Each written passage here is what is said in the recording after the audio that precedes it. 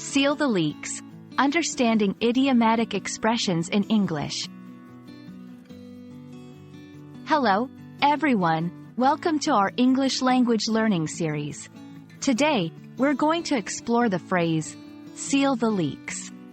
This idiom might sound a bit unusual, but by the end of this video, you'll understand not only what it means but also how to use it effectively in your conversations.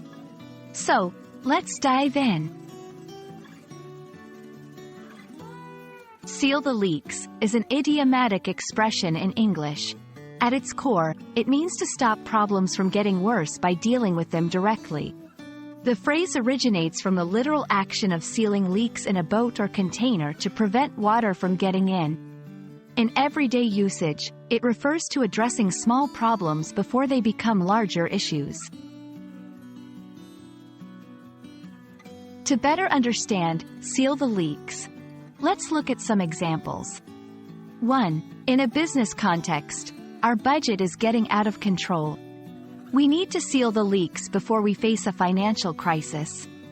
2. In personal life, you should seal the leaks in your study schedule to improve your grades.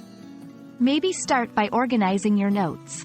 3. In public speaking, a good leader knows how to seal the leaks in their team's strategy to ensure success. When using seal the leaks, keep these tips in mind. Context is key. This phrase is best used in situations where there's a need to fix small issues to prevent larger problems. Tone matters. It's often used in a serious or advisory context, so match your tone accordingly.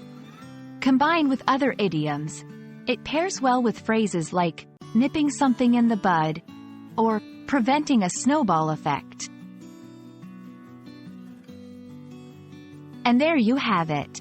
Seal the leaks is all about addressing minor issues before they escalate.